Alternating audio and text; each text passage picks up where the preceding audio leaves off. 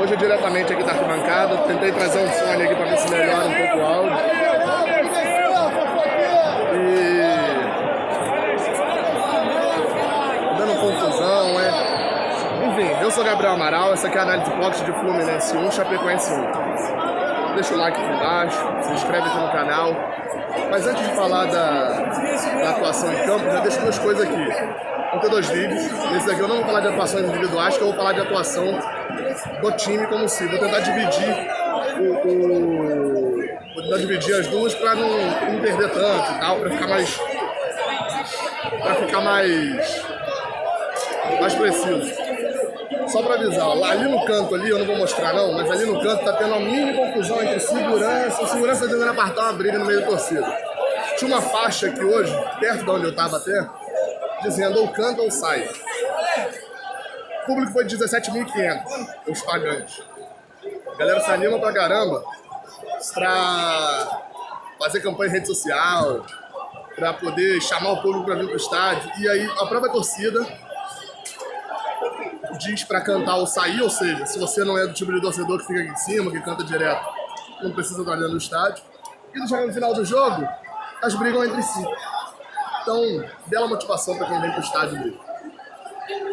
Não adianta nenhuma campanha hashtag de sócio se a própria torcida também não se ajuda. Vamos lá. Falar do jogo. Marcão veio com uma escalação sem Ganso. Hoje vou deixar segurando o fone aqui para ver se a qualidade do áudio fica melhor do que vinha sendo nas últimas análises. Marcão escalou o time sem Ganso. Enfim, já comentei sobre o time, a escalação no pré-jogo, foi a mesma escalação que eu imaginava. E de início fez o certo. Fez o certo, que era botar um quarteto ofensivo ali no meio. Tinha quase que um triângulo, mas uma linha muito avançada, com Caio Henrique, Wellington nem pela direita, Johnny e Marcos Paulo pelo centro, com o Nenê vindo de trás e revezando o Nenê e Marcos Paulo. Um time muito ofensivo. E criou muitas chances. Esse time criou muitas chances. Com 2 minutos teve um gol ridículo aqui que o Nenê perdeu, uma jogada criada por Johnny Gonzalez. Logo depois, vou dar um pause aqui para a sessão de fotos. Já volto falando dessa jogada. A gente perde uma chance daquela aqui com 2 minutos. O Fluminense chegou a criar outras chances também no primeiro tempo. Mas quando sai o gol, sai no erro individual. Vou comentar mais isso na análise individual, que vai sair, se você não estiver assistindo isso aqui e não estiver nos relacionados ou no card ainda, vai sair já. E a gente consegue levar o gol num contra-ataque de Gilberto. Leva um contra-ataque numa falha individual de Gilberto. Falei que vou comentar mais atuações individuais no outro vídeo. Pela direita. E depois, nesse contra-ataque, o Fluminense leva o gol. E aí, assim, como eu falei, atuação individual depois, etc. Nós vamos falar sobre o time mesmo. Sobre como o Fluminense quis atuar tão ofensivo, colocando um lateral como Gilberto. E nesse ponto a gente tem que falar de Marcão. Eu venho criticando muito Marcão, menos do que eu acho que deveria criticar, mas venho criticando até. Alguns torcedores falam, não, coloca o Marcão. E outra, venho criticando, puxar o fone pra cá, que o fone tá atrás da minha cabeça. Venho criticando, mas venho elogiando também. Marcão fez algumas coisas de bom, fez algumas coisas de ruim. Porém, algumas coisas são injustificáveis e estavam sendo justificadas por resultado. Primeira delas, escalações e mexidas erradas. E é o principal, na verdade. A escalação de Gilberto permanecendo como titular. Ainda como lateral direito, sendo que Julião fez o que? Uma partida mais ou menos? Talvez. Nada justifica, né? Vamos combinar que nada justifica isso. A escalação hoje de Wellington nem tinha até a mínima justificativa, mas acho que depois de hoje nada justifica a utilização. Marcão vem cometendo os erros sucessivos e erros normais de um treinador que está praticamente no seu primeiro trabalho à Vera, já que, vamos dizer aqui, o tempo dele no Bangu foi um tempo curto, no estadual, e o tempo dele no Fluminense foi só como interino.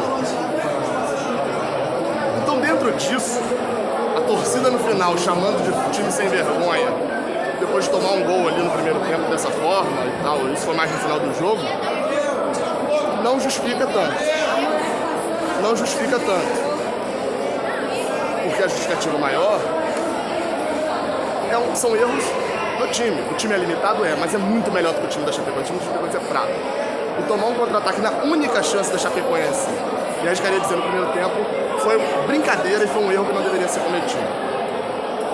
Mas beleza. Não vou colocar tanto gol da Chapecoense no início na conta de Marcão, não. Ele tentou usar e o time perdeu gols. Até brinquei que o time no primeiro tempo parecia uma mistura de Diniz com Osvaldo. Porque controlou o jogo, dominou, criou chances, faltou sorte. Em compensação, depois que tomou o gol, não conseguiu criar mais. Vem o segundo tempo, ele faz a mexida, para mim a única mexida certa do jogo foi tirar o Wellington e colocar João Pedro. Fica um time mais centrado, porque no primeiro tempo eu lembro que terminou uma bagunça o primeiro tempo. Terminou Gilberto como centroavante, o Wellington como meio armador do time. Enfim, tava uma bagunça, por isso que eu falei que era o time de Osvaldo, a mistura com o time de Osvaldo. No segundo tempo ele acerta isso, já que o Wellington estava centralizando tanto, bota um cara que você vai centralizar que é João Pedro. Em 6 minutos cria 2 chances. A segunda chance, que é a chance do gol, é uma jogadaça. É uma jogada de time que sabe o que fazer com a bola. Daniel, letra de Johnny, e cruzamento e gol de Marcos Paulo aonde? Dentro da área. Mais uma vez, hein? Marcos Paulo fazendo gol dentro da pequena área como centroavante. Que coisa, hein? Será que só os treinadores profissionais de Fluminense não percebem isso? Só que depois do gol, morreu. Acabou. O Fluminense ele teve 5 minutos de pressão, muito mais pressão da torcida que pressão do time mesmo. E... bem, morreu. Acabou. Como eu falei, eu vou falar bastante em atuações individuais também. Mas... o time morreu. Não tem outra explicação. Voltou a ser um bando. Tava até os 15 minutos do segundo tempo, o Fluminense estava jogando bem, impressionando, porque a Chapecoense estava enterrada dentro da própria área. Estava enterrada dentro da própria área. O Fluminense tinha liberdade para poder criar as jogadas que queria. Logo após, aos 15 minutos, talvez, eu não vi exatamente o tempo, logo depois disso, a Chapecoense adiantou a marcação, complicou a saída de bola do Fluminense e passou a jogar melhor do que o Fluminense. Isso você está ouvindo. A Chapecoense estava jogando melhor do que o Fluminense. Teve mais chances, Muriel precisou fazer uma defesaça depois do gol. Pegou outra também, enfim. A Chapecoense criando mais chances e o Fluminense sem ter... parecia que o Fluminense estava preparado para uma retranca. Quando a Chapecoense adiantou um pouquinho a marcação, e adiantar a marcação não significa ganhar jogo, melhorar não, eles adiantaram, eles correram risco. O Fluminense teve uma hora que pra mim foi clássica, já com a substituição errada de Marcão, tirando o Daniel, ele sempre tira o Daniel. E o Nenê ficou até o final do jogo, morto, cansado já. Depois disso, ele teve um lance ali clássico que era a Chapecoense veio pra um escanteio, se eu não me engano, um contra-ataque, alguma coisa. 4 jogadores do Fluminense ficaram lá na frente. João Pedro voltou. Era Marcos Paulo, Johnny Gonzalez, Nenê e tinha mais um. Não lembro se esse era o João Pedro também. Mas enfim, 4 jogadores ficaram lá.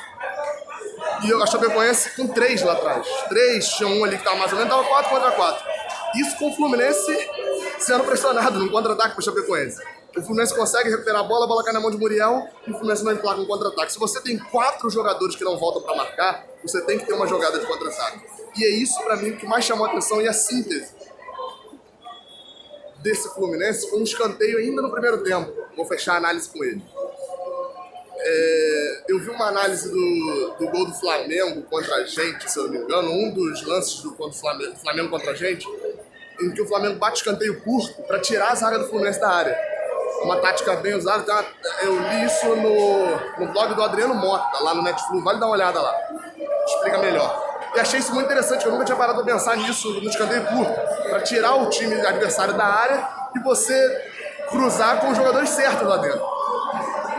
Eu não gosto de escanteio curto, não. Tendo a não gostar, prefiro jogar bola na área, principalmente para o time que não tem muita qualidade. No primeiro tempo, o Nenê bateu o escanteio na área, o Wellington nem sai da área, dando opção, ou seja, uma jogada na teoria ensaiada, no escanteio curto. Nenê bate, o Wellington nem domina, não devolve para Nenê, tenta driblar, perde a bola, contra-ataque da Chapecoense. Ou seja, é um time que ainda... Lembra que eu tinha uma dúvida? Eu vou falar mais disso no ponto forte e ponto fraco se eu fizer, mas devo falar mais disso? Lembra que eu tinha uma dúvida um tempo atrás se o Fluminense...